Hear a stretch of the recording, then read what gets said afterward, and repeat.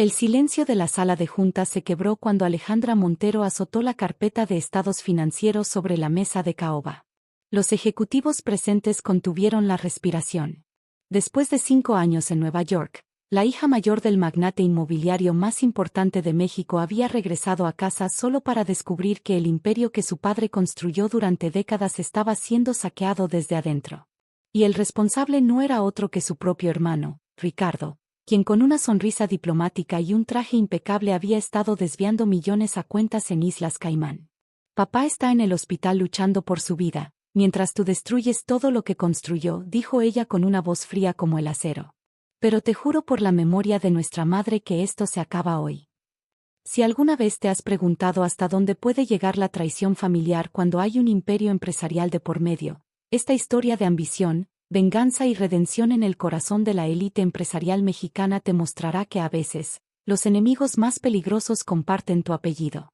Bajo el ardiente sol de Ciudad de México, el rascacielos de cristal y acero que albergaba las oficinas centrales de Grupo Montero proyectaba su sombra sobre la avenida Reforma como un gigante vigilante. Durante más de 30 años, este edificio había sido el símbolo del éxito de Ernesto Montero, un hombre que comenzó con una pequeña constructora en Monterrey y terminó creando un conglomerado que abarcaba desarrollos inmobiliarios, hoteles de lujo y centros comerciales a lo largo de toda la República. Para muchos, Grupo Montero representaba el sueño mexicano hecho realidad. Para Alejandra Montero, era simplemente el legado de su padre, un legado que ahora veía amenazado mientras el taxi la llevaba del aeropuerto hacia el Hospital Ángeles, donde Ernesto Montero llevaba 3 días en cuidados intensivos tras sufrir un infarto. El mensaje de su hermana menor, Sofía, había sido breve pero urgente: papá está grave. Ven pronto. Las cosas no están bien en la empresa. Esta última frase había activado todas las alarmas en Alejandra, quien dejó su puesto como directora financiera en una multinacional de Nueva York para tomar el primer vuelo a México. A sus 38 años, Alejandra conservaba el porte elegante que había heredado de su madre y la determinación inquebrantable de su padre. Su cabello negro, recogido en un moño profesional, enmarcaba un rostro de facciones finas que rara vez revelaba sus emociones. Años en el mundo financiero internacional le habían enseñado a mantener la compostura incluso en las situaciones más tensas. Una habilidad que pronto necesitaría más que nunca. Al llegar al hospital, encontró a Sofía en la sala de espera.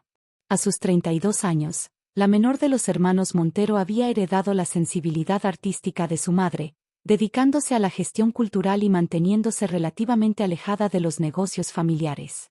Su rostro, normalmente animado, mostraba signos evidentes de preocupación y noches sin dormir. ¿Cómo está papá?, preguntó Alejandra, abrazando a su hermana. Estable, pero delicado, respondió Sofía. Los médicos dicen que necesitará una operación a corazón abierto. ¿Y Ricardo? Alejandra notó inmediatamente la ausencia de su hermano. La expresión de Sofía se endureció. En la oficina, supuestamente atendiendo una emergencia. Siempre hay una emergencia desde que él tomó el control. Alejandra asintió, procesando la información.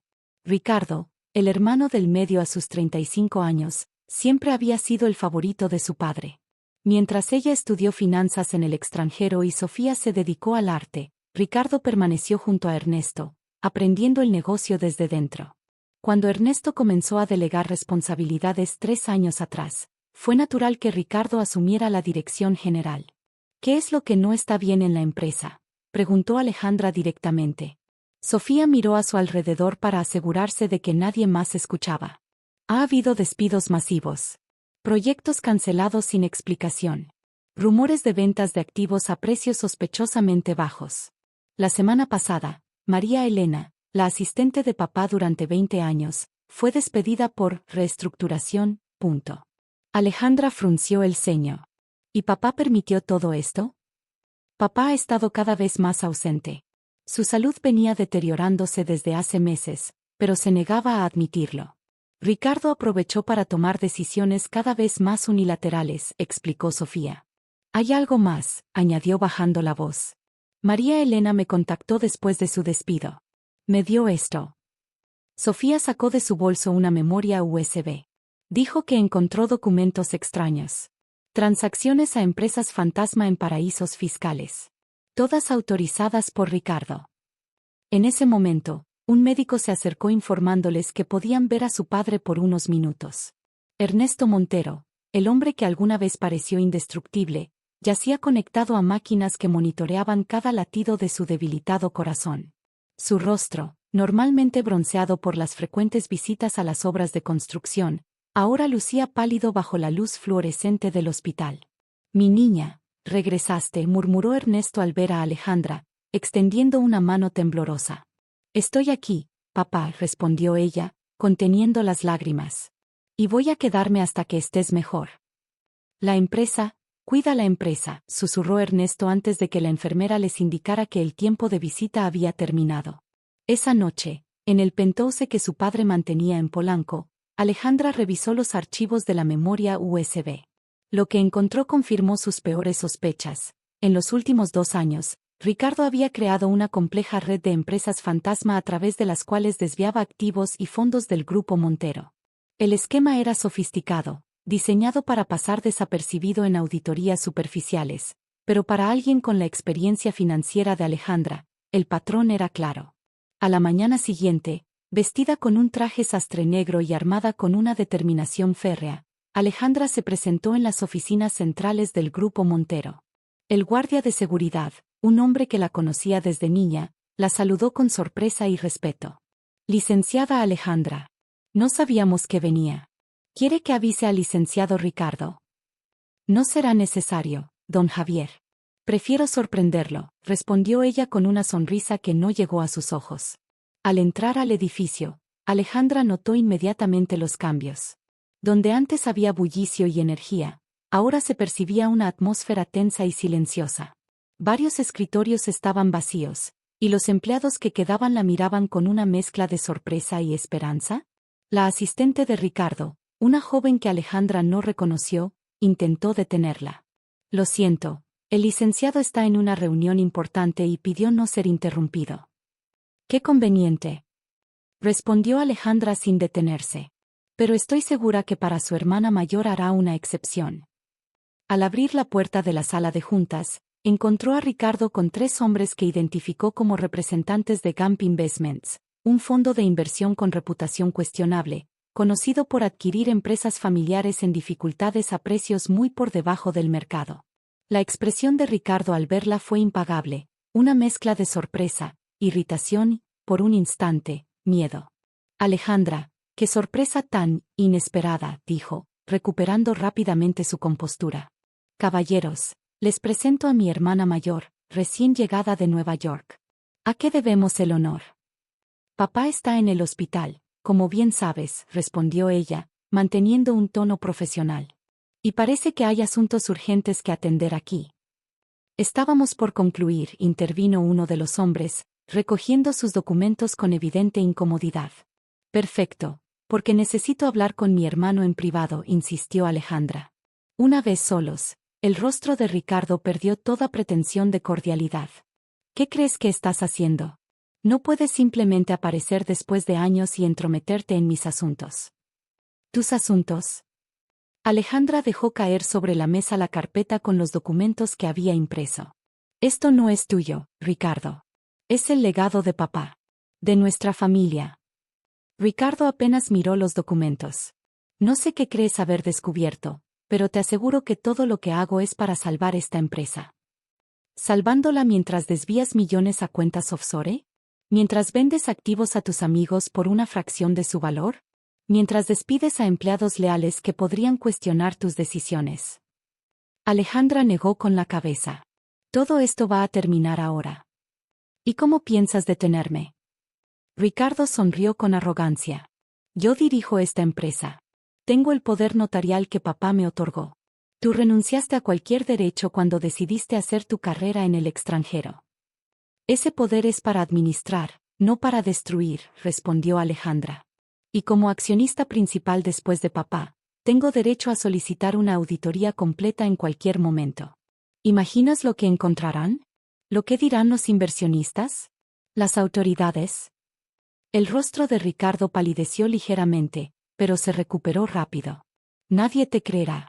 Para todos aquí, eres la hija que abandonó el país, que nunca se interesó por el negocio familiar. Yo soy quien ha estado al lado de papá todos estos años. Antes de que Alejandra pudiera responder, la puerta se abrió y entró Luis Velasco, el director financiero del grupo y amigo cercano de su padre. Alejandra, qué bueno que regresaste, dijo con evidente alivio. Estaba por buscar a tu padre, pero me dijeron que está hospitalizado. Así es, Luis. Un infarto. Alejandra observó la expresión genuinamente preocupada de Velasco. ¿Qué sucede? Velasco miró a Ricardo con desconfianza.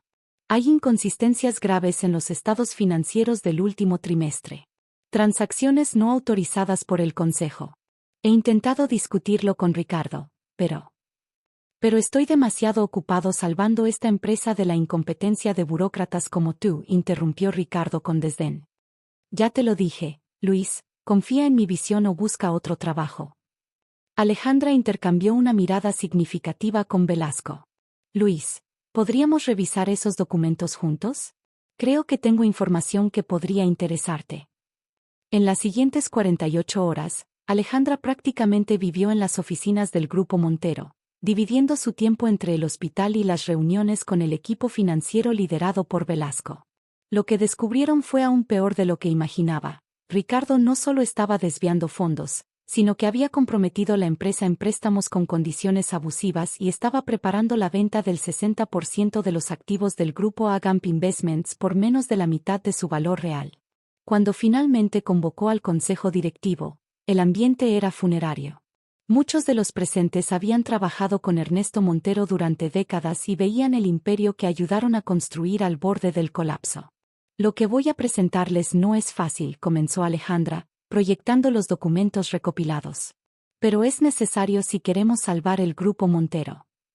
Durante 2 horas, Alejandra expuso meticulosamente cada irregularidad, cada transacción sospechosa, cada decisión que había llevado a la empresa al borde del precipicio. Ricardo, sentado al otro extremo de la mesa, alternaba entre una actitud desafiante y momentos de nerviosismo evidente. ¿Cómo sabemos que esto no es una maniobra para tomar el control?, preguntó uno de los consejeros, claramente alineado con Ricardo. Después de todo, has estado ausente durante años. Una pregunta válida, concedió Alejandra. Por eso no les pido que confíen en mi palabra. Les pido que confíen en los hechos, en los números. Y les pido que recuerden quién es Ernesto Montero y qué representa esta empresa. Al final de la reunión, el Consejo votó por suspender temporalmente a Ricardo de sus funciones directivas mientras se realizaba una investigación independiente. La noticia se extendió rápidamente por toda la empresa, generando un cauto optimismo entre los empleados. Ricardo, sin embargo, no estaba dispuesto a rendirse tan fácilmente. Esa misma noche, Alejandra recibió una llamada de la seguridad del edificio. Alguien había entrado a las oficinas ejecutivas fuera de horario y estaba borrando archivos de los servidores. Cuando Alejandra llegó con la policía, encontraron a Ricardo intentando destruir evidencia. La imagen de su hermano siendo escoltado fuera del edificio que llevaba el nombre de su familia fue un golpe devastador, pero no tanto como la conversación que tuvieron antes de que se lo llevaran. ¿Por qué, Ricardo? Tenías todo, la confianza de papá, el control de la empresa, un futuro asegurado, preguntó Alejandra, buscando entender. Ricardo la miró con una mezcla de resentimiento y desesperación. ¿Todo? Tenía la sombra de papá siempre sobre mí. Sus expectativas imposibles. Su constante comparación con el brillante futuro que te esperaba a ti, su primogénita perfecta, mientras yo solo era el reemplazo, el que se quedó porque no tenía más opción. Eso no es cierto, protestó Alejandra. Papá siempre confió en ti, te dio las riendas de todo lo que construyó. Me las dio cuando ya estaba demasiado cansado para seguir, respondió Ricardo con amargura. Y aún así, cada decisión que tomaba era cuestionada, comparada con lo que él hubiera hecho. Alejandra entendería mejor el mercado internacional. Alejandra nunca arriesgaría tanto, siempre Alejandra, incluso cuando estabas a miles de kilómetros. Mientras la policía se llevaba a Ricardo, Alejandra se quedó sola en la oficina que una vez ocupó su padre, contemplando el retrato familiar que colgaba en la pared, Ernesto, su difunta madre Mercedes, y los 3 hermanos en tiempos más felices.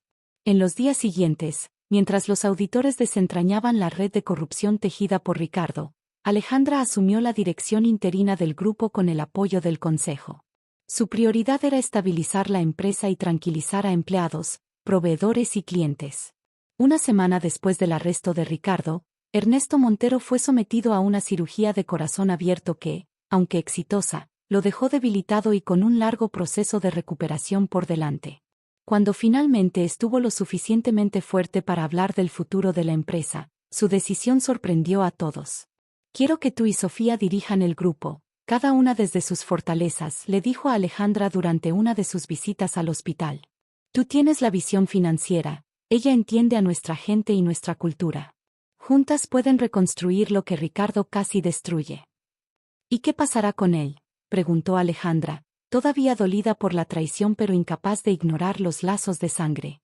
«La justicia seguirá su curso», respondió Ernesto con tristeza. «Pero cuando todo esto termine, seguirá siendo mi hijo y tu hermano.